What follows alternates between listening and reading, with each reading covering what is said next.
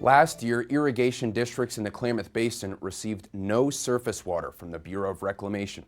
This year, they'll have 50,000 acre-feet, but that'll be distributed across thousands of acres of farms. But many farmers across the basin are concerned that still won't be enough to salvage losses in production. In the special report, I spent a day with one Tule Lake farmer who says limited water supply in the basin is one of the biggest components keeping farmers from banking on a high food market. Could not get water to it last year, just got enough to it to keep it alive, never harvested a crop off of it. And this year he's in the same boat, and so he's going to walk away from it. And he's giving up that investment because he has nothing to provide to the crop. How many people the last couple of years have you seen have to do that? Oh, everybody out here's had to do that to some degree. I mean, this doesn't, you don't escape this situation. It is smothering us like a blanket.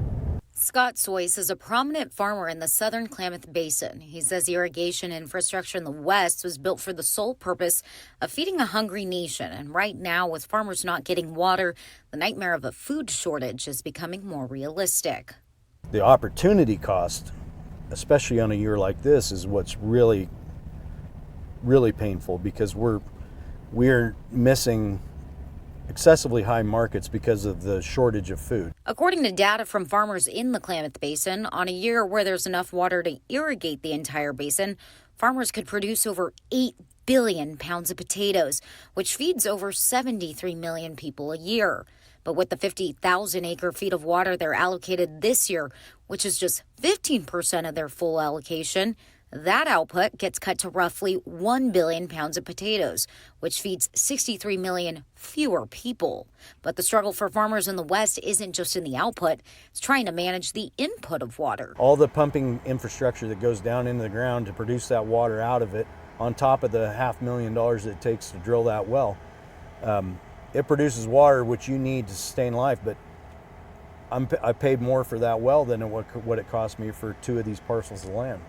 So I'm essentially having to buy my land twice for the sake of being able to grow a crop on it to turn a profit. With water a scarce resource, farmers are now scrambling to find ways to be more water efficient. All these efficiency things that we've been doing, the only step that's left in it is trying to pipe all this water. So all these ditches, we would basically put pipe where they exist and close it in. But while laying new infrastructure may be the water-wise route to go, Soyce says the repercussions of that is a huge loss of habitat, essentially drying out the homes of hundreds of species that rely on water ditches. That's why we like to live here, because I like seeing deer, I like seeing quail, I like seeing frogs, I like hearing nature.